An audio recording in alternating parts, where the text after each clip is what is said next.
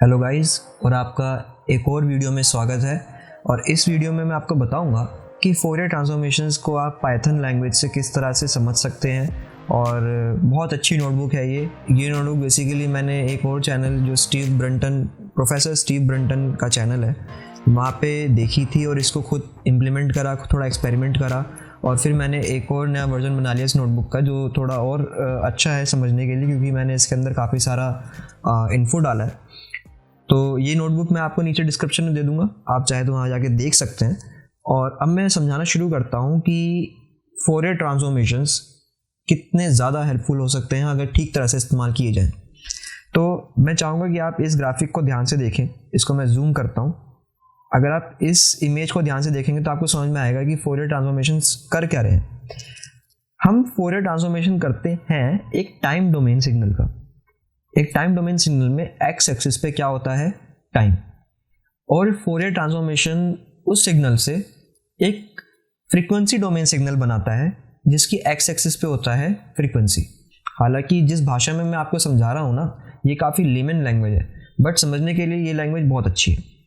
अब एक time domain signal था हमारे पास, उसके अंदर से हमने फ्रीक्वेंसीज अलग करी। फॉर एग्जाम्पल इसी इमेज को ध्यान से देखेंगे तो हमारे पास एक थिक ब्लू लाइन का ओरिजिनल सिग्नल है, और ये जो ग्रे लाइंस हैं ये कुछ नहीं बता रही है कि इस थिक ब्लू लाइन वाले सिग्नल में कौन कौन सी कंस्टिट्यूएंट फ्रीक्वेंसीज प्रेजेंट है। तो ये हमारा प्रॉपर टाइम डोमेन सिग्नल है। फोरियर ट्रांसफॉर्मेशन क्या करता है, इस ओरिजिनल सिग्नल में से इसी कंस्टिट्यूएंट फ्रीक्वेंसीज को अलग करता है। जैसे इसने एक यहाँ पे करी और एक यहाँ पे करी। और फिर अगर हमें फोरियर ट्रांसफॉर्मेशंस को ढंग से समझना है तो हम इसका निकालते हैं पावर स्पेक्ट्रल डेंसिटी, जो हम आगे निकालेंगे। और what power spectral density says, ये हमें बताता है कि किसी भी फ्रीक्वेंसी की यानी कि जो कंस्टिट्यूएंट फ्रीक्वेंसीज आई हैं हमारे पास, किस फ्रीक्वेंसी की ओरिजिनल सिग्नल में कितनी पावर है। जिसकी पावर ज़्यादा होगी वो ओरिजिनल सिग्नल में ज़्यादा प्रोमिनेंट होगा, ज़्यादा इंपॉर्टेंट होगा। इतना समझ में आ गया। अब हमने फ्रीक्वेंसीज निकाल ली, उनकी पावर निकाल ली, और जो पावर स्पेक्ट्रल डेंसिटी प्लॉट होता है वो हमें बताता है कि हर फ्रीक्वेंसी की कितनी पावर है। मतलब कि फॉर एग्जांपल हमने इस और किसी ओरिजिनल सिग्नल में 100 से ज़्यादा फ्रीक्वेंसीज हैं, तो यहाँ पे एक्स एक्सिस के ऊपर क्या आएगा, 100 डिफरेंट फ्रीक्वेंसीज आएंगी और हर फ्रीक्वेंसी की कॉरेस्पॉन्डिंग पावर प्लॉट होगी, और वही हमारा पावर स्पेक्ट्रल डेंसिटी का प्लॉट होगा। तो इतना समझने के बाद मैं आपको आगे ले चलता हूँ। और आगे कुछ नहीं करा है मैंने। इस कोड सेल के अंदर simple import numpy, import matplotlib, import matplotlib, और एक ड्रॉ फंक्शन बना लिया अपना काम आसान करने के लिए कि मेरे को बार बार ये वाली कोड्स लिखने ना पड़े। तो इसमें कुछ खास नहीं। अब मैं यहाँ से ये चीज़ इंपॉर्टेंट बताने वाला हूँ आपको कि सबसे पहले मैं यूज़ करूँगा एक साइनसोइडल सिग्नल। अपने फोरियर ट्रांसफॉर्मेशन के लिए मैं एक साइनसोइडल सिग्नल रेडी करने वाला हूँ। तो पहली लाइन ध्यान से देखिए, dt। What is dt? dt is the differential time, यानी कि मैं टाइम की सैम्पलिंग इस रेट से करना चाहता हूँ। अब अगर 0 से 1 मुझे एक सेकंड को सैंपल करना है, तो वो कितने सैंपल मुझे बना के दे देगा एक सेकंड के? 1000 सैंपल्स। परफेक्ट, 1000 सैंपल्स मुझे बना के दे देगा। ओके, तो अब मैंने क्या करा, एक np.arrange फंक्शन लिखा, उसमें दी लोअर लिमिट मेरे को 0 रखनी है, अपर लिमिट मेरे को 1 रखनी है, और इंक्रीमेंटल मैंने दे दिया 0.001 का। तो मेरे पास कैसी लिस्ट आएगी? 0, 0.001, 0.002, 0.003, ऐसे करते करते कहाँ तक जाएंगे? 1 तक। तो यहाँ पे कितनी वैल्यूज हो गई हमारे पास? 1000 वैल्यूज आ जाएंगी। ओके, इतना समझने के बाद 1000 वैल्यूज में क्यों ले रहा हूँ, इतने छोटे छोटे डिफरेंस पे क्यों ले रहा हूँ? ताकि जब मैं सिग्नल प्लॉट करूँ तो हमारे पास स्मूथ सिग्नल आए। आप जानते हैं कि कंप्यूटर्स जो होते हैं वो एनालॉग नहीं समझते, वो डिजिटल समझते हैं, और डिजिटल समझते हैं या डिस्क्रीट समझते हैं। ठीक है, तो यहाँ पे डिस्क्रीट सिग्नल्स को एनालॉग की तरह शो करना पड़ता है हमें, तो इसलिए हमें डिस्क्रीट सिग्नल्स की सैम्पलिंग क्या करनी पड़ती है? तेजी से करनी पड़ती है। ओके, अब मैंने एक सिग्नल का नाम रख दिया sin 4t। sin 4t इसका मतलब है कि इसकी फ्रीक्वेंसी क्या है? 4। फ्रीक्वेंसी 4 होने का मतलब एक सेकंड में ये 4 बार ऑसिलेट करेगा। अब अगर इसका ग्राफ देखें ध्यान से, ये टाइम एक्सिस के ऊपर है हमारा 1 तक, और जब हम इसको प्लॉट करेंगे तो 1 2 3 4 इतना समझ में आ गया। तो 4 बार ऑसिलेट करेगा और बीच में जो सिंबल है वो हमारे पास वही कॉमन मैथमेटिक्स है 2πft। सो ये मेरे ख्याल से सब जानते हैं कि साइन 2πft का रिप्रेजेंटेशन होता है, ये सब होता है, तो कोई दिक्कत वाली बात नहीं। और इसका मैग्नीट्यूड कितना है 1, क्योंकि मैंने यहाँ पे कुछ मल्टीप्लाई नहीं करा है, तो साइन का बाय डिफ़ॉल्ट मैग्नीट्यूड कितना बनता है 1 बनता है। आप चाहें तो इसको 4 5 मल्टीप्लाई कर पूरा के भी एक्सपेरिमेंट कर सकते हैं, और वो सब आपके ऊपर है, ठीक है। एक सिग्नल तो ये हमारे पास। ऐसे ही एक और सिग्नल लिया मैंने साइन 10t, नाम ही बता रहा है कि ये अब 1 सेकंड में 10 बार ऑसिलेट करेगा। तो 1 2 काउंट कर लेना, 10 बार ही आएगा, तो ये 10 ऑसिलेशंस देगा। अब मेरे पास एक है साइन 4t, एक है साइन 10t, और इन दोनों को हम कर देते हैं ऐड। अब हमने इस कोड सेल के अंदर क्या करा, इसको सिंपली ऐड कर दिया, और ऐड करने के बाद जो हमारे पास सिग्नल आया कुछ ऐसा आया। आप देख सकते हैं इसके इस सिग्नल में मैक्सिमम एम्पलीट्यूड कितना गया है, 2 गया है, जो कि ऑब्वियस सी बात है 2 ही जाएगा। अगर दो साइनसोइडल सिग्नल्स जिनका मैग्नीट्यूड 1 है, तो मैक्सिमम मैग्नीट्यूड दोनों के ऐड होके क्या बनेंगे, 2 बन सकते हैं। तो बिल्कुल सही है, हमारे पास ये जो ऐड होके सिग्नल आया है ये बिल्कुल परफेक्ट है। और इसके अंदर अब ऑसिलेशंस वगैरह ये सब का सीन आप ऐसे डायरेक्ट नहीं देख सकते। तो अब हम आगे बढ़ते हैं और इसके अंदर कुछ करते हैं गंदी सी छेड़खानी। Awesome, right. Now it is the time to introduce some noise in the signal. अब मैंने एक फंक्शन लिखा ऐड नॉइज फंक्शन, और आप यकीन नहीं करेंगे कि मैं कितना बड़ा मैग्नीट्यूड दे रहा हूँ नॉइज़ का। आप जानते हैं कि सम अप होके जो हमारे पास सिग्नल आया है उसके अंदर मैग्नीट्यूड है 2 यूनिट्स का, परफेक्ट। बट मैं नॉइज़ का एम्पलीट्यूड दे रहा हूँ 2.5 यूनिट्स का। अब आप बोलेंगे कि नॉइज़ किस तरह से दे सकते हैं पाइथन में, बहुत सिंपल है। आप np.random.random फंक्शन का यूज़ कीजिए, आपके पास रैंडम वैल्यूज़ आ जाएंगी 0 से 1 के बीच में। जो भी आप लेंथ देंगे यहाँ पे उतनी रैंडम वैल्यूज़ आ जाएंगी, और उनको 2.5 से मल्टीप्लाई कर लीजिए, तो वही आपकी नॉइज़ है। और उसको हमने एम्पलीफाई कर दिया। ये हमारे पास नॉइज़ सिग्नल था, उसको हमने 2.5 से एम्पलीफाई कर दिया, और जो हमारे पास सिग्नल हम इस फंक्शन को देंगे उसके अंदर ऐड कर दिया, तो होगी ना, नॉइज़ इंट्रोड्यूस हो गया हमारे पास। तो ये फंक्शन हमारा बन जाएगा नॉइज़ी। तो मैंने जो मिक्स्ड सिग्नल हमारे पास ये बना है मिक्स्ड सिग्नल, इसको मैंने अब एक वेरिएबल दे दिया ओरिजिनल, और नॉइज़ी सिग्नल बनाने के लिए मैंने ऐड नॉइज़ में ओरिजिनल प्लस 2.5 पास कर दिया, और डेट्स इट, मेरा नॉइज़ी सिग्नल आ गया। और इसको मैंने जब प्लॉट करा, ये प्लॉटिंग फंक्शन है सिंपल, आप इसको देख सकते हैं, इसमें अंदर कुछ समझाने वाली बात नहीं होती। जब मैंने इसको प्लॉट करा तो मेरे पास जो रेड लाइन है वो बता रही है ओरिजिनल सिग्नल। ये मेरा ओरिजिनल सिग्नल था जो -2 से 2 के बीच में ऑसिलेट कर रहा था, और ये है मेरा नॉइज़ी सिग्नल। नॉइज़ी सिग्नल मेरा कहाँ तक जा रहा है, आई थिंक 9 तक जा रहा है, ठीक है, परफेक्ट। मेरे पास नॉइज़ी सिग्नल आ गया। अगर मैं ऊपर से ये रेड लाइन हटा दूँ ना, अगर इस ग्राफ पे से रेड लाइन हटा दूँ, तो आप बता नहीं पाएंगे कि कहाँ पे है मेरा सिग्नल, क्योंकि इतनी बड़ी बड़ी नॉइज़ मैंने ऐड करी है। खुद ही सोचने वाली बात है कि नॉइज़ की पावर कितनी ज़्यादा हो जाएगी। 2 यूनिट्स के मैग्नीट्यूड के सिग्नल के अंदर आपने 2.5 यूनिट मैग्नीट्यूड की नॉइज़ ऐड कर दी, बहुत ही ज़्यादा है। बट अब हम यहाँ से क्या करेंगे, फोरियर ट्रांसफॉर्मेशंस करेंगे, और लेट्स सी हम फोरियर ट्रांसफॉर्मेशन से कितना बेहतर काम निकाल सकते हैं। अब फोरियर ट्रांसफॉर्मेशन के लिए सबसे पहले मैंने एक n स्पेसिफाई करा, n is nothing but the length of t। कितना हमारा टाइम t है, तो वो कुछ नहीं 1000 आएगी उसकी लेंथ, और np.fft which is the np.fast Fourier transform कर दिया मैंने अपने नॉइज़ी सिग्नल का। तो नॉइज़ी सिग्नल का फोरियर ट्रांसफॉर्मेशन हो गया, मेरे पास आ गया। अब ये जो फोरियर ट्रांसफॉर्मेशन आया है ये एक एरे है कॉम्प्लेक्स नंबर्स की, तो उसका रियल और इमेजिनरी पार्ट होगा। तो उनको एक्सेस करने के लिए f ट्रांसफॉर्म डॉट रियल करेंगे तो रियल पार्ट एक्सेस हो जाएगा, f ट्रांसफॉर्म डॉट इमेजिनरी करेंगे तो इमेजिनरी पार्ट ट्रांसफॉर्म हो जाएगा, सिंपल। और फ्रीक्वेंसीज देने के लिए हमने कुछ नहीं, 1 divided by dt into n multiplied by np dot arrange, ये कुछ नहीं है, बस फ्रीक्वेंसीज की। तो हमारे फोरियर ट्रांसफॉर्मेशन में फ्रीक्वेंसीज कितनी है, तो 0 से लेकर 1000 तक की फ्रीक्वेंसी मैंने वहाँ पे ले ली। आप इसको छोटा भी ले सकते हैं, कोई दिक्कत वाली बात नहीं। और सिंपल मैंने इसको ड्रॉ करा।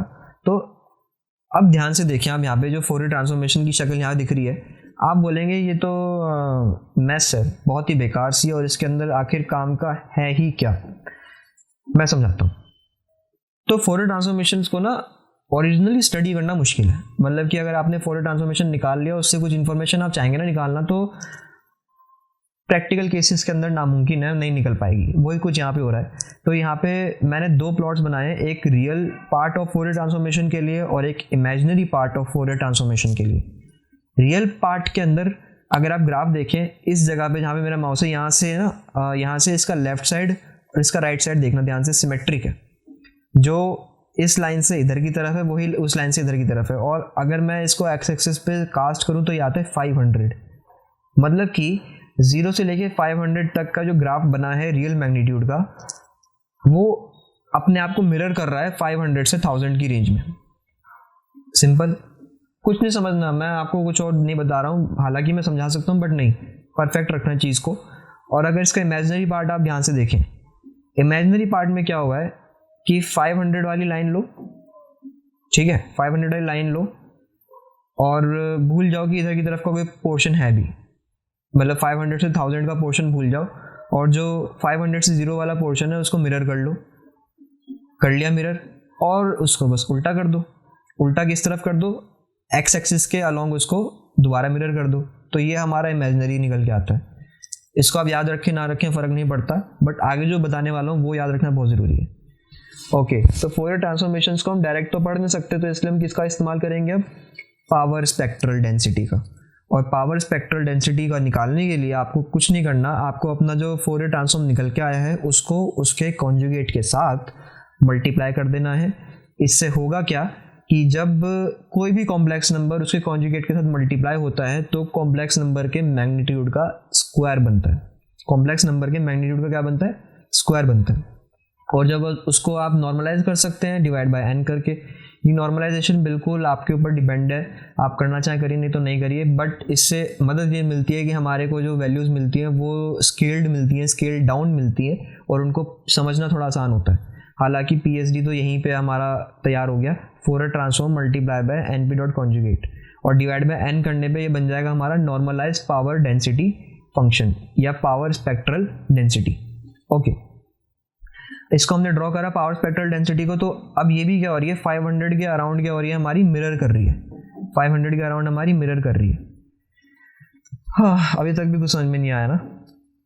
ठीक है, अब यहाँ से समझदारी वाली बात ये होती है कि ये बात आपको ध्यान रखनी है, इसको मैं और अच्छे से एक्सप्लेन करूंगा बाद में, बट ये बात आपको ध्यान रखनी है कि फोरियर ट्रांसफॉर्मेशंस जो है हमेशा हाफ में स्टडी की जाती है, कि 0 से लेकर 1000 नहीं, 0 से लेकर 500 के ग्राफ को हमें देखना होता है और वहाँ से हम इंफॉर्मेशन निकाल सकते हैं। तो आगे के पोर्शन में जो मैंने किया है वो यही करा है कि इस ग्राफ की रेंज को मैंने आधा कर लिया, तो मेरे पास ये वाला ग्राफ आ गया 0 से लेके 500। और अगर आप ध्यान से देखें तो यहाँ पे मेरे पास दो बड़ी बड़ी पीक्स हैं। इन पीक्स को मैं और जूम कर देता हूँ और यहाँ पे दिखाता हूँ आपको। तो मेरे पास यहाँ पे दो बड़ी बड़ी पीक्स हैं, एक ये वाली और एक ये वाली। इस पीक का मैग्नीट्यूड आप बता सकते हैं कितना है?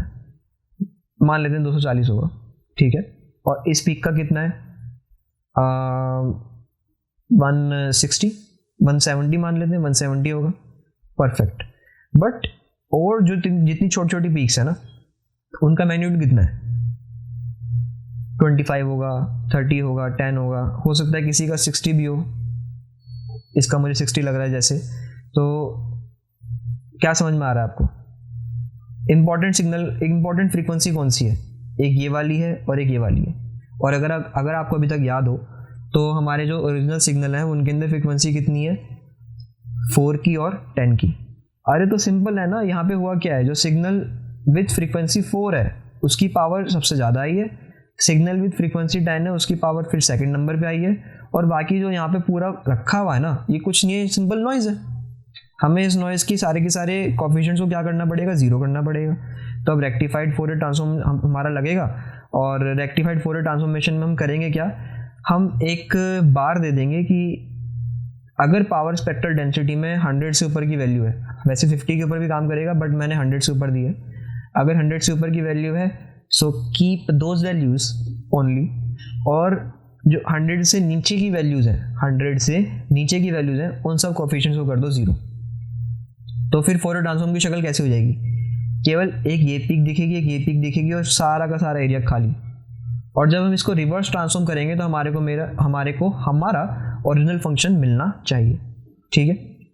तो नेक्स्ट मैंने क्या करा, PSD इज ग्रेटर देन 100 होना चाहिए। अगर 100 है तो बस उस बूलियन एरे को मल्टीप्लाई कर दो f ट्रांसफॉर्म के साथ, और f ट्रांसफॉर्म को अब इन्वर्स फोरियर ट्रांसफॉर्म कर दो IFFT से। इसको मैंने इन्वर्स फोरियर ट्रांसफॉर्म कर दिया, और जब मैंने इन्वर्स फोरियर ट्रांसफॉर्म करा तो मेरे पास जो इन्वर्स्ड आएगा ना वो कुछ नहीं है, हमारे पास रिवर्स्ड या आप बोल सकते हैं रिकवर्ड सिग्नल है। रिकवर्ड सिग्नल है, तो यहाँ पे मैंने रिकवर्ड सिग्नल प्लॉट करा है, रिकवर्ड सिग्नल मैग्नीट्यूड के नाम से। तो रिकवर्ड सिग्नल आप ध्यान से देखें तो ऐसा आया है, और अगर ओरिजिनल सिग्नल से कंपेयर करना हो तो नीचे वो भी है। तो अगर अब आप ध्यान से देखें अगर, तो रिकवर्ड सिग्नल ऊपर है और ओरिजिनल सिग्नल नीचे है, दोनों बहुत हद तक सेम लग रहे हैं ना। बट और क्लोजली देखने में आपको पता चलेगा कि इसमें भी गलतियां हैं। जैसे इस पीक को अगर आप एनालाइज करें तो यहाँ पे क्या हुआ है, 1 से नीचे हुआ है ना। ये वाला पीक 1 से नीचे है, बट ओरिजिनल सिग्नल में ये वाला पीक 1 से ऊपर है, ठीक है। अब ये वाला पीक ध्यान से देखें तो ये 1.5 से नीचे है, बट यहाँ पे ये पीक 1.5 से ऊपर है।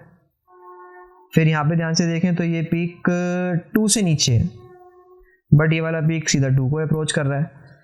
पर इसको और अच्छी टेक्निक्स का यूज करके हम और क्लीन कर सकते हैं, है ना, और अपना काम और अच्छी तरह कर सकते हैं। आज की वीडियो के लिए केवल इतना ही। आने वाली वीडियोस में मैं आपको बताऊंगा कि किस तरह से रिकवर्ड सिग्नल को और अच्छी तरह से ओरिजिनल सिग्नल से मैच कराया जा सकता है। कुछ और अच्छी टेक्निक्स हैं जिनका हम यूज़ कर सकते हैं, और फिर शायद आपके सिग्नल्स बिल्कुल रिकवर होने के बाद ओरिजिनल जैसे लगें। मेन पॉइंट आपको याद क्या रखना है कि 2 सिग्नल्स, 3 सिग्नल, 4 सिग्नल, तब तक कोई दिक्कत नहीं आएगी। बट अगर 3-4 फ्रीक्वेंसी से ऊपर की प्रोमिनेंट फ्रीक्वेंसी का सिग्नल आप उठाएंगे और उसके अंदर इतनी मोटी गॉसियन नॉइज ऐड कर देंगे 2.5 की मैग्नीट्यूड की, तो शायद आपके फोरियर ट्रांसफॉर्मेशन को दिक्कत होगी उन सिग्नल्स को समझने में। जो केस मैंने यहाँ पे लिया है बिल्कुल प्रैक्टिकल केस नहीं है, ये बिल्कुल प्रैक्टिकल केस नहीं है, क्योंकि जो ओरिजिनल सिग्नल होते हैं हमारे कम्युनिकेशन सिस्टम्स में वो बहुत हाई मैग्नीट्यूड के होते हैं आमतौर पे, और उनके अंदर नॉइज ऐड होती है तो वो आराम से निकाली जा सकती है, ठीक है। तो बस ठीक है, चलते हैं और अगली वीडियो में मिलते हैं। Thank you for watching guys.